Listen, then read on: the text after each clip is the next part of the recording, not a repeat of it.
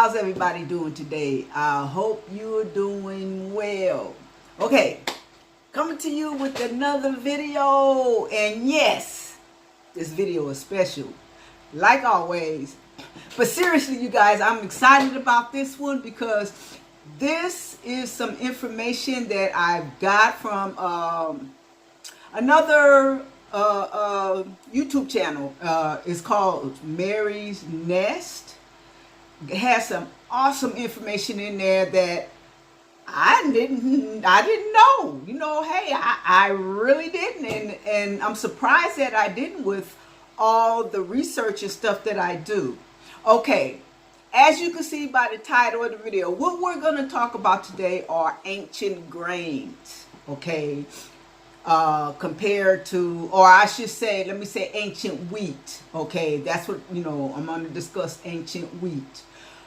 Because we know that today's wheat is like really no good for nobody. And, but there is still ancient wheat available today that you can actually buy that hasn't been altered or that is not GMO. And I tell you, you know, when I found all this information out, I was just truly surprised, you know. And well, no, I shouldn't say surprised, because I knew it was probably out there somewhere. The problem is the stuff that we have here is just jacked up because they have altered everything, you know. And then they lie and say, oh, no, it's not GMO when we know it is. Okay, now I want to read something right quick. And this is talking about wheat here in America, you know. I had to laugh when I read this because someone asked the question, isn't all wheat genetically modified? And of course they said no, all right. Then they said, but modern wheat has been progressively hybridized over several generations to improve yield, okay, to increase gluten, and then they put in parentheses that says which improves bread quality, okay, and for various other reasons. All right, again, they has been progressively hybridized over several generations to improve yield and to increase gluten. All right, and for various other reasons. After World War II, as part of the Green Revolution, scientists made some significant changes to heritage wheat that resulted in increased yields and higher gluten content. Now, okay, just listen to how they play on words, y'all. How they play with words, okay?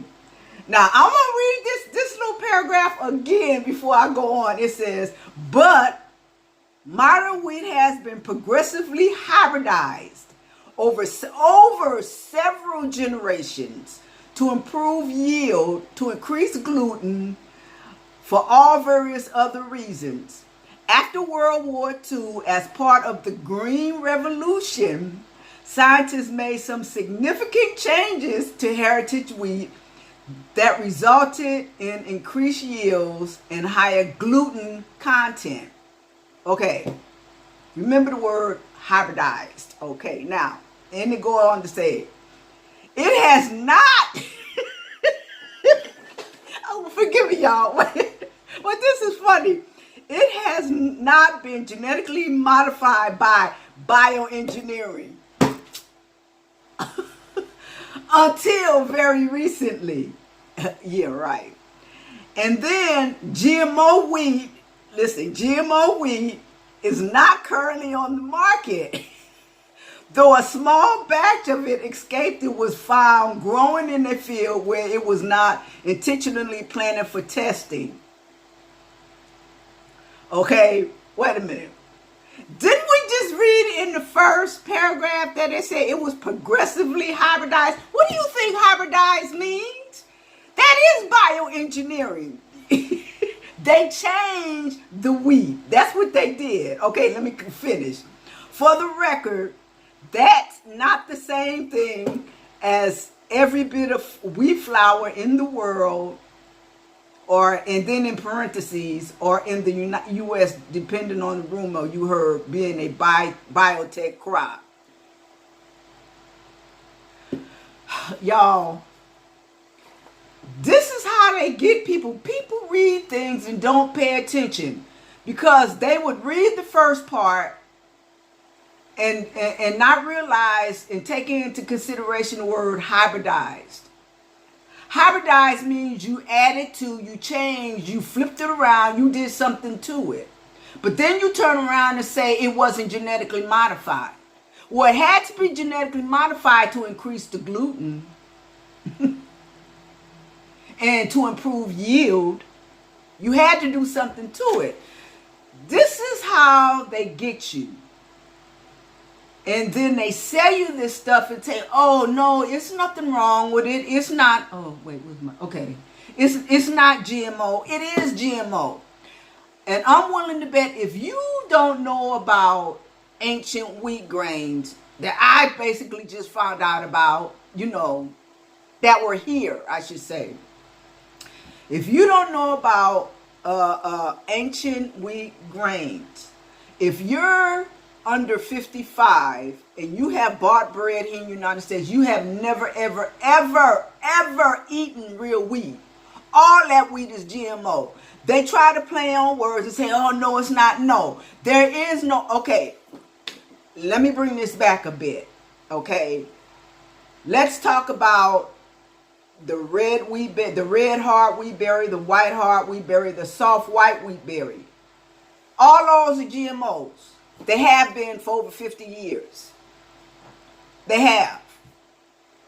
I don't think my daughters have ever eaten real wheat because, again, we didn't know it was out there.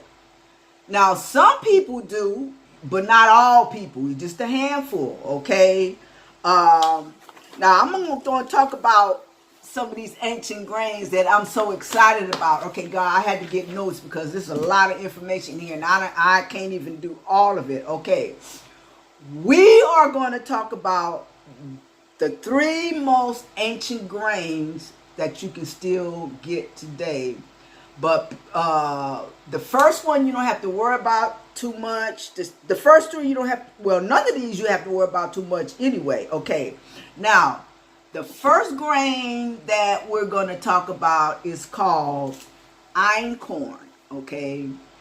Einkorn is the oldest wheat known to mankind, okay? And it's considered man's first wheat, all right? It is believed to have originated in the Fertile Crescent area by the Tigris, Euphrates regions. We're talking northeast Africa, okay? The term einkorn, though, is derived from the German language and interpreted to mean single grain. Okay, it is what is called a hulled diploid species, with its grains being tightly enclosed within tough husks called the hull. Okay, and then you say, okay, you might say, well, what is diploid? Okay, what is that? Okay. This is how they tell it's in the ancient of grains. Okay, diploid. What it means is it only has 2 sets of 7 chromosomes, 1 set from the male parent and 1 set from the female parent, a total of just 14 chromosomes. Okay, just 2 parents. Okay, now,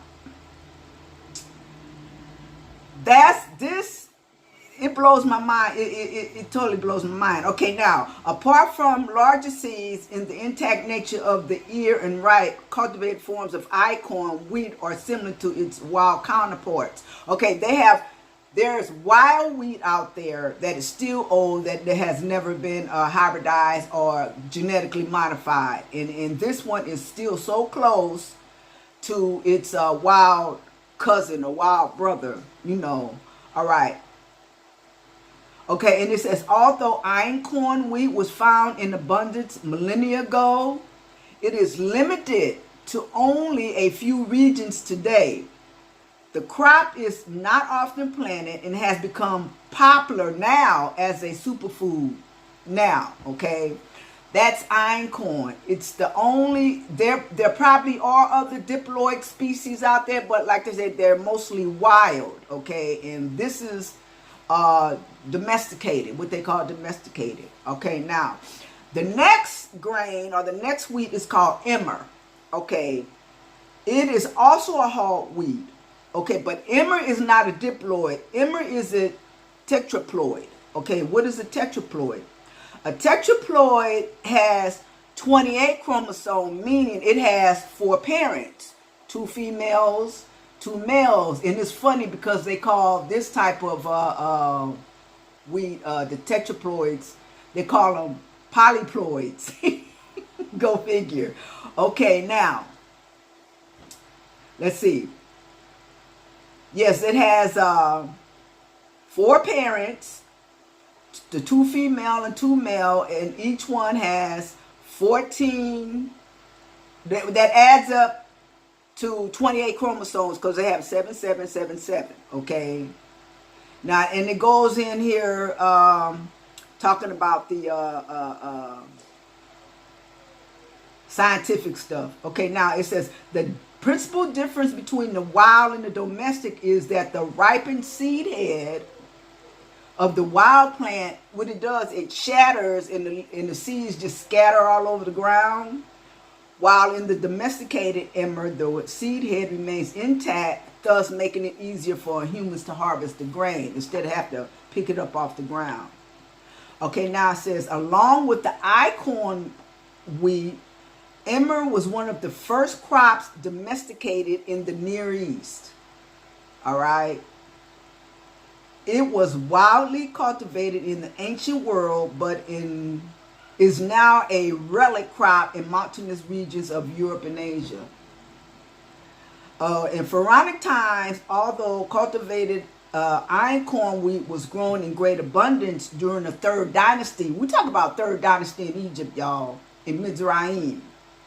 And large quantities of it were found preserved along the cultivated emmer, wheat, and barleys in the subterranean chambers beneath the step pyramid at Saqqara. Neighboring countries also cultivated einkorn, durum, and common wheat. Okay. This was found, again, beneath the step pyramid at Saqqara. Okay, who did the Pharaoh use biblical times to put up wheat?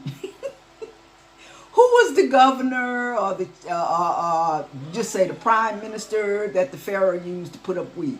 And they find wheat under a step pyramid. This is crazy. Okay, now those are the 2 oldest so far. Now the next one we find is spelt. Okay, some of the earliest recordings of spelt appear in the Bible. Okay, Exodus 9:32, Isaiah 28:25, and Ezekiel 4:9. It is widely believed that farmers grew spelt as long ago as 5000 BC in the region that then known as Mesopotamia. Okay, now Iraq. As civilizations migrated westward, spelt moved along with them. It wasn't until the early 1900s that spelt migrated to North America. In 1910, more than 600,000 acres of spelt were harvested annually in the U.S. alone. Okay, it's just knowing where to get your sources, and I'm going to go into that in a minute. Okay, now, and let me read this. Okay, I told you tetraploid. Okay, emmer and spelt both are tetraploid wheats. Okay, that means they have 4 sets of chromosomes, you know, adding up to the 28. Okay, anything after that, the tetraploid, you have what's called a hexaploid. All of which you buy in the stores today are hexaploids. That means they have chromosomes on top of chromosomes on top of chromosomes on top of chromosomes, along with all the alterations that they've done to this wheat. Okay, it's sad what they've done to people's food, realizing they have to eat this stuff too. But then again, they don't, because they can afford to go get what they want. All right, let's see. Okay, it says wild emmer is the ancestor of all the domesticated triploid wheats, and so is spelt. Okay, spelt is the youngest of the three oldest. Then you have what's called Khorasan wheat. Okay, it goes under the trade name kamut. Okay, and it's Oriental wheat. It's still old wheat. Okay, it's a tetraploid as well. Okay, and they said about Khorasan or kamut that people who have gluten sensitivity, some can actually eat this if you do things right. All right, now all these wheats they call farro wheats, and farro is just like a type of cereal, because like in Europe or in Italy, they refer to farro as piccolo, farro grande, and farro medio, meaning small, the small grain, the medium grain, and the large grain. Okay, but all these are considered farro grains. All right. Okay, now all these that I just mentioned, the Eichhorn, emmer, spelt, and the kamut, which is the Khorasan wheat, they are all low in gluten compared to the modern varieties of wheat we eat today. But they are high in protein, you know, as well as higher in micronutrients like minerals and antioxidants. Eichhorn has a higher concentration of beta. Listen to this. Eichhorn has a higher concentration of beta carotene and lutein, okay, than modern varieties. But spelt is lower in the concentration of B vitamins and phosphorus compared to modern wheat varieties, because they enhance all the stuff. Now, talking about our wheat, okay? But wait, let me show you guys something.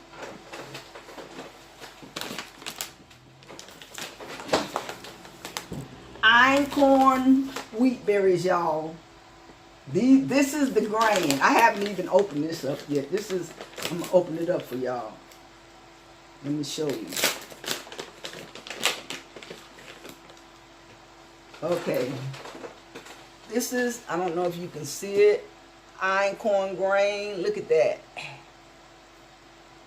Ancient grains, still here today. Okay, now, just back in there. And I also got, I haven't even opened this stuff up, y'all. I got two different companies, because, you know, I want to see. And this is the einkorn flour, all right? This is all-purpose flour. And I learned how the difference between a flour and the whole grain flour. Okay, now, when you take your wheat berries, okay, before you do anything, you're going to soak these puppies overnight. You're going to sprout them. And that's one of our main problems today, y'all. We don't sprout or soak anything anymore, because you're supposed to soak all your grains. You're supposed to soak all your beans, your legumes, your peas, your rice. You're supposed to, your oats. Like if you eat steel cut oats or rolled oats, you're supposed to soak that overnight before you even eat it. Then you cook it the next day. All right, this, again, you sprout. You soak it, you sprout it, you let it dry, then you ground it and you make, you know, your flour. Okay, now, to get all-purpose flour, y'all, is mind-blowing. Okay, on the grain, let me show you. Let me just, wait, let me get a white bowl so you can really see it.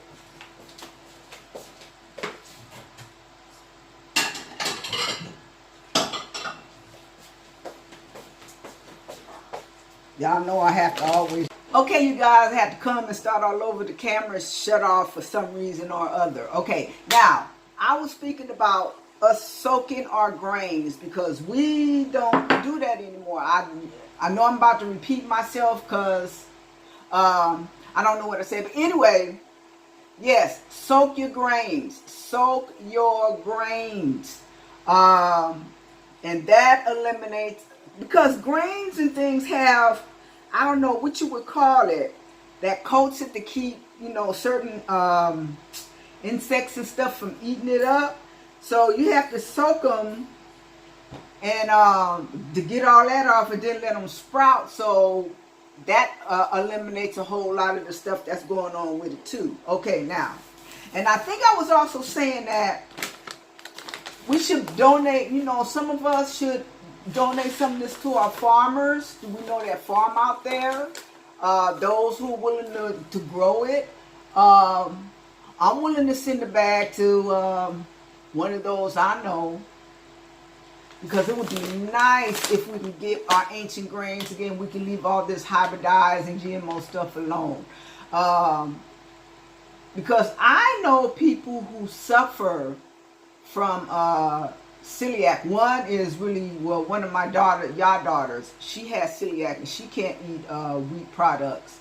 So finding out about this kind of stuff and learning how to use it, you know, like us, again, soaking it the way we're supposed to before we even eat it. That goes with anything nowadays. Okay, like we don't even bake. Everything is so instant. You know, everything is instant. People want it now. Like in order to make a proper bread, you know, say using the corn, you know, grounding your wheat, you make what's called a sourdough or bread starter, and that takes anywhere from 4 to 7 days depending on what flour you're using to make it. Okay, but yeah, we need to get back to the old path and start doing things the correct way and eating the correct foods. But it's kind of hard nowadays to say anything is really organic if it's being grown here, because they spray the skies. So there's no such thing as an organic garden anymore, because once they spray the sky, that stuff fall down on your food. You know, hey, that's it, okay? Anyway, yeah. So, and we have to know how to source different things, you know, like, okay, like most of this grain here, when this says it's a product of Italy, yeah, product of Italy, it come all the way from Italy, y'all. They get the grains and then they process it here. And where this one come from?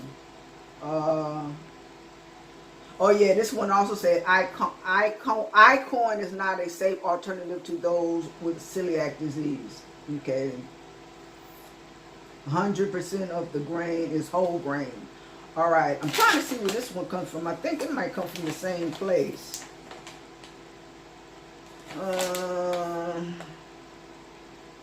It doesn't say. And one thing about this too, you can cook these as a hot cereal. You remember, I don't know who remembers the cereal, hot cereal. It was called Farina. My mother used to buy that for us, called Farina. This is what it was. It was ground up wheat berries. You know, Farina. One of the Pharaoh, probably mostly spelt though. Yeah, I am so excited about this that I really wanted to share it with you guys. It says original ancient wheat, never hybridized or modified with genetic bioengineering. Pure as 12,000 years ago. Well, I don't know about 12,000 years, but good wheat, okay? This one says the same thing. The only wheat never hybridized, unbleached and unbromated. Yeah, so anyway, and it gives you, just like any other flour, it gives you recipes to fix certain things. I can't wait to bake with this. Yeah. Wow, it says, our facility is free of milk, eggs, peanuts, tree nuts, shellfish, fish, and soy. So all you vegans out there, it's a good option. It's a good option. Okay. This bag, oh well, they're environment friendly. They tell you this bag is 100% paper with no plastic lining. Please recycle. So that's a good thing too. Okay, now I'm gonna come back on another day and talk about other things that we can get. Like I said, you have to know where you're sourcing your like your wheats and all that from. Now I'm gonna say this, and I know a lot of people gonna say, well, I don't know. All right, about soy. A lot of people in America is afraid of soy. They tell you, oh, soy does this, soy causes breast cancer and all this and that. Well, Asian people, specifically Japanese and Koreans, South Koreans, they eat soy products every single day. They eat tofu, they drink soy milk, they eat tempeh, they eat all these soy things, and they have the lowest cancer rate of any country. Explain that. Nobody can, because I'm gonna tell you what I think it is. It's not the soy, it's where you source it from. The people in this country tamper with everything. It is American soy that's no good for you. Because like I said, okay, like a lot of the vegan cooks I see that are on YouTube, all their soy is sourced out of Asia. They come from the Asian markets. They don't use American soy. They go to the Asian markets and they buy all their soybeans and things like that because they know the stuff here is no good. So soy is not bad, it's where you're sourcing it from. And as a matter of fact, because I'm making soy milk, I got a bag of that too. This is organic, and it's sourced from a private family farm.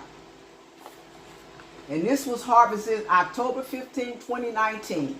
This is soy. I like soy milk. Soy is good for me because, you know, I know it's too much information, but I'm almost 13 years postmenopausal, and this is good for me. Okay, now I ain't telling nobody else they gotta use soy. You know, you can hold on to those myths that they told you, but know where you're sourcing your things from. If you know where you're sourcing your things from, then you won't have to worry about all that. Okay, now rant over. All right, ancient grains, y'all. We got to get back to the ancient grains. Okay, my next purchase, I want to get some emerald. Well, I can buy spelt, you know, all day long. I can get spelt from around here, you know, at the health food store and all that. But yeah, I want to get and some rye. Yeah, I want to get some rye because rye is the best way to start your sourdough starters. A lot of people didn't know that either. You know, I mean, like, who knew? You know. And like I said, a lot of this information I learned from a woman named Mary. Her YouTube channel is called Mary's Nest. And she's right here in Texas. She's in Central Texas, in near Austin. Okay.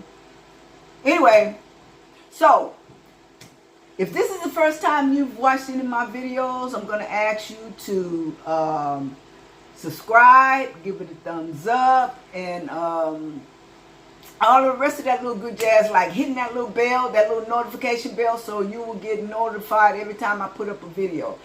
And y'all, everybody knows that YouTube is going through this thing, so I'm going to be moving a lot of my videos over to Patreon and also to this site called blackjunction.tv, and I'm using BitChute too. I guess that's how you pronounce it, BITCHUTE, BitChute. So, you know, once I find out which one I really like the best, that's what I'm going to stick with. But I know I'm going to Patreon. So,